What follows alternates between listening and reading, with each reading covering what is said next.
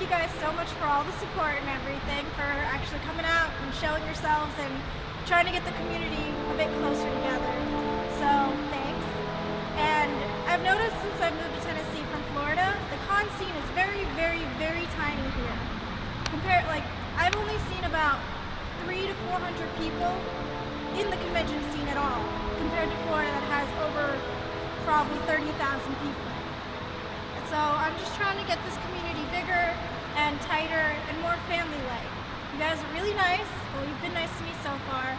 And I just wanted to say thanks again for all the support and that we're going to be awesome. So I'm going to hand it off to RJ, who's going to give us a little panel or similar to it about all the cool stuff he makes. So open your ears and here he is. Our company is called Tyme Designs.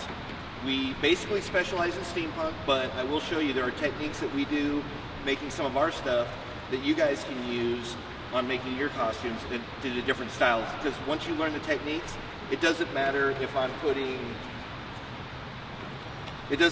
to put gears or something onto the side, or my wife decided she wanted to have the ivy vines. The technique that I use to put those on there is the exact same. It doesn't matter what you do. The only thing is come up with something that you enjoy, come up with a theme, anything you can think of, and you can build off of it. Leather is actually very, very forgiving. You know, like sometimes people will make their weapons and anything they can, like out of the foams and stuff. Leather can be just as lightweight as the foam, but if it gets hit by somebody, it's not as bad of a, uh-oh, this is gonna break if they touch it again. Leather can usually take a pretty good hit and keep on going. Very simple to work with. I'm going to show you guys some techniques in a little bit. I'll have you guys come up here so you can see, and I'll show you how you can tool some stuff in real quick. I brought a pattern I think all you guys will like, so I'll show you how to do it. And while we're doing stuff here, I'll show you how quick you can actually knock something out once you get used to doing it. But I'm going to go down the line here and show you a few different things that we have of our stuff that we've made. I decided, like she said, since she's trying to get this community pulled together, I decided to bring out a piece that nobody has seen yet, except in maybe in a couple of pictures, but actually out in public, you guys are the first ones to see it because it is an in-progress costume. When Dragon Con comes out this year and we do the parade on Saturday, I am actually going to be coming out as Captain Nemo in his dive armor. That's what this is the beginning of. I will have the actual 20,000 Leagues Under the Sea helmet that goes, the dive helmet that will go over the top. If I decide to run the armor for a little while and take a break from it, I actually do have the captain's hat to go with. Most Nemos you see, they all wear the blue hat. I'm a scuba diver, I'm a history nut. I wanted an homage to the German U-boat captains, so I went with the white to change that look on purpose and went with more of the German cut. But it does give me, but now by doing that same look, I'll pass this around so you can see. If it wasn't so menacing, it'd be a little adorable the way it's holding the little trident. Yep. Yeah, you couldn't tell. Perfect. It's basically designed off of Roman armor. Just a normal leather Roman armor. I talked to a friend of mine who's done suits of armor out of metal for a long time, because even I'm learning too. You know, I can do leather work in this, but there's certain pattern shapes I've never had to do before. When I did my original arm piece, you can see that in the elbow, I just put 2 little straps of leather to act as the elbow joint. I didn't want that look. I wanted to change it. So I actually had to learn to do the pattern to where I actually have articulated elbows.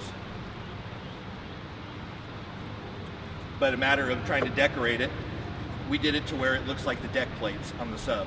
That's why you see all of the square plates with all the rivet marks and everything around it. That's why we went with that. Now I'm going to teach you, look all over the place. Don't just look at cosplayers. Don't just look at comic books. Don't just look anywhere. Look all over the place. This crest right here, believe it or not, that was a guy's gate to his house. It was a picture that the guy had taken of his gate going into his house, and that octopus was over the top of it. So I took the picture, got it out on a piece of paper, and then I transferred it to the leather. I'll show you how to do that later. But by doing that, it gave me a nice crest piece to tie in the Nemo and the underwater stuff to it. I'm trying to avoid sharks like crazy. I love sharks to death, but they're overdone tremendously, so I decided, okay, Nemo's usually with the squid and the octopus. So when it came time to decorate my shoulder pieces, we actually tooled octopus out of them. I could have painted the colors to look like the natural thing itself, but I decided to stick more with the gold and the brass to make it look like it is metal but yet you can still see the definition. When you do the back,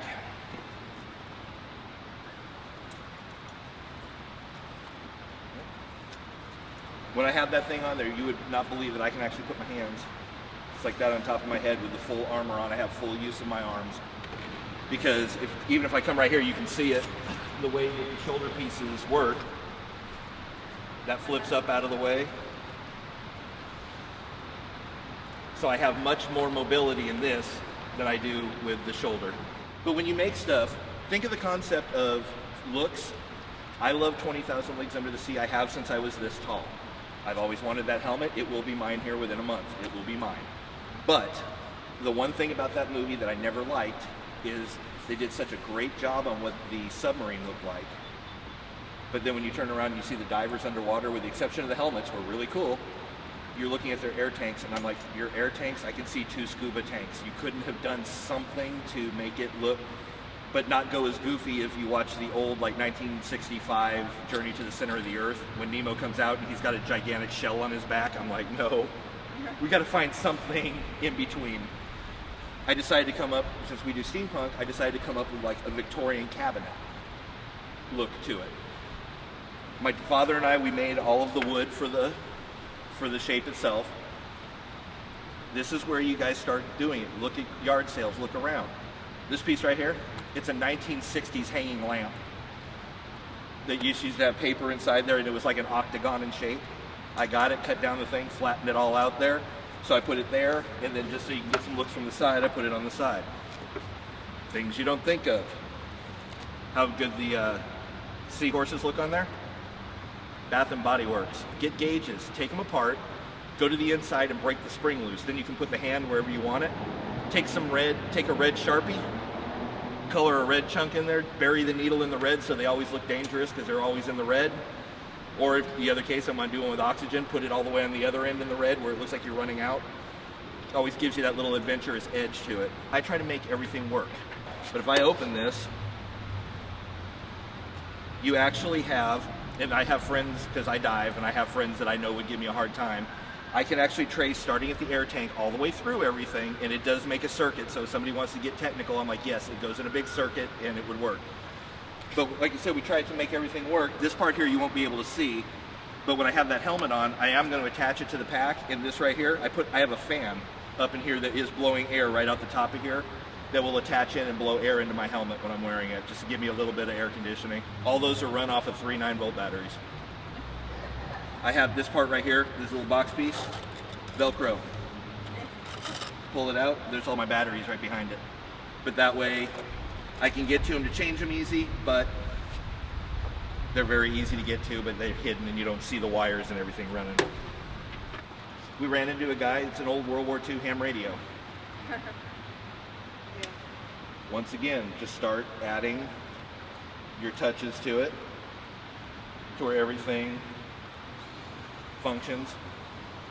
The blue wire that I use is called EL wire. When you see the flashing wire like I have on here, you'll see all the blue wire actually is flashing and all that. Go to Amazon, you can find it there, and I will give you the best advice. Blue and green work really well. Any of the other colors, they're not very bright at all. I've tried using red because I wanted to use it. It was going to look really cool. Red didn't do much. It's actually a very dull, and it didn't have that real big pop that the blue does. We walk inside of a building like this, you see that blue from a distance. It really does come out well. My wife's character that she does is a geologist. And of course we had to do a play on words just for that. Her character's name is Professor Roxy Diggs. You get the idea. But just the same thing. You can find pith helmets at garage sales. You can find them at Army Navy stores. It doesn't matter. You can find them everywhere. Pick one up. Immediately throw that on there. You now have that adventure look to it. No problem at all. Little tokens when you're in the conventions. Carry your little things. She's a geologist. We found this rock. It has there are fossils in it. There's crystals in it. There is about 9 different types of stuff in this one little rock. So she'll sit there, we're doing pictures. She'll pull out her brush and basically, now think about the photo ops when people are taking photo ops and you've got a geologist that's sitting there working on a rock. Now all of a sudden that character starts to come to life. It's not necessarily what your costume is, but think about how can you play that character to where it's believable. And the biggest rule I always say, take the time with the kids. To you, you are Robin. To you, you are Shredder. It doesn't matter. People are going to see that character, and that kid is just gonna, you may be his absolute favorite character, and you know what? You give him that time, and you make that kid feel like $150,000 on the planet. He will love you forever for it. I had a blast this last weekend with the costume contest here. By the way, they prejudged it. The group of people that were involved in the contest, it was awesome. Certain people's Captain Hook costumes were very good. In case you didn't get to see her, she did a female Captain Hook that was to die for. It was really, really good. All right, I'm going to show you a couple techniques up here if you guys want to come up a little bit closer so you can see, kind of make a half circle. On that piece right here, you can see this, that if I sit there and mark on it, you don't see too much, do you? Here's the trick. My friend told me this, I'm like, you are out of your mind. And he showed me and I was like, I don't even believe it. It's just water.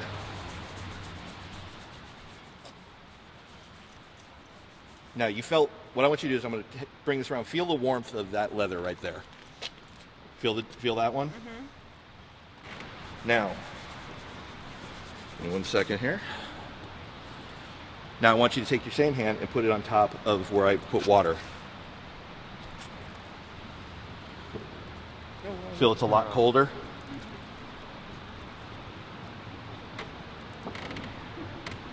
When you start getting the leather cold like that, you know that it's about ready to tool and you can actually be able to use it.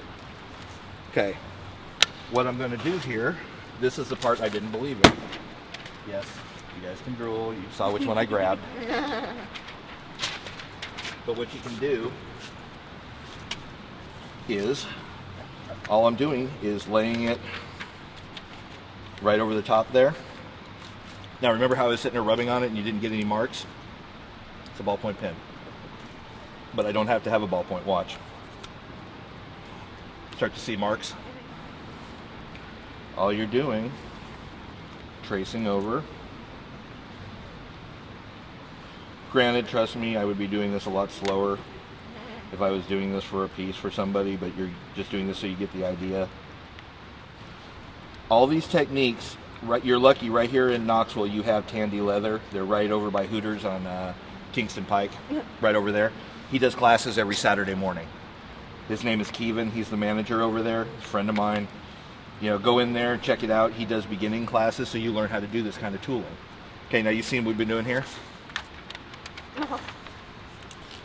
I now have a pattern that I can work from. Wow. Just by getting it wet. Now, if you would think that, okay, because it's ink coming through, it's actually not. It actually, even if I rub over it, it doesn't go anywhere. This is a swivel knife. Basically called that because guess what, as I'm using it, here's what you do. All you're gonna do is you find your lines.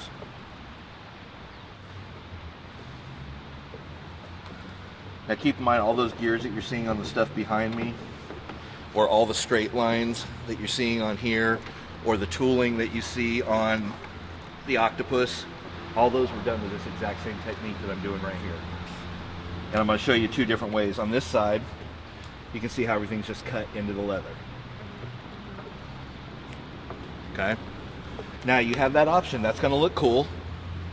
Now you want to make it look 3D to where it's like standing out at you.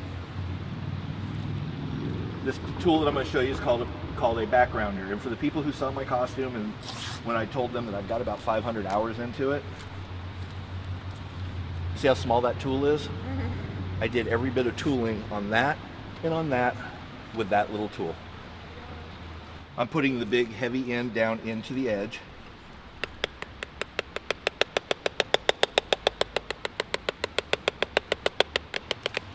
Now you saw how that edge looked good, just kind of cut in there, but it didn't have much to it. Notice it's starting to come up off of it, and you're starting to get that 3D where you're getting the edge, where it's starting to come up and be a little bit more to you. Okay. there's ways you can do that. Like on some pieces, I only, rather than tooling the whole piece down, I'll actually just kind of 3D the edges so that piece pops out, but the rest of my leather stays flat. The nice thing about steampunk will really push you to the toll. Mm-hmm. You learn how to sew because you got to make like Victorian clothing to go under the stuff. Yeah. You learn how to do leather work. You learn how to do metal work. You learn how to do wiring. You learn how to do clockwork. Warble is obviously my next logical step that I'm going to try to play with and come up with and see if I can learn something from that. Yeah. So then it's like all these come together. Then if somebody comes to me that's not into steampunk, hey, I want to try to make dark elf armor. Yeah. Okay, we need Warbler. Here's how we're going to do it. We're going to go through and we're going to make it and mold it to you this way. It's lightweight and everything's good to go. So keep that in mind. Just because we do steampunk doesn't mean I can't turn around. I came out of the Renaissance stuff. I used to be a musketeer. I've been in full leather and chainmail armor in 110 degree weather. My apologies. I've done. And see, what did I learn from that? I learned a lot of good techniques, and I learned a lot of I like air conditioned buildings. Yeah. So now I can still dress up and I go in an air conditioned building and I don't die. Yeah. I leave that to you guys. Enjoy.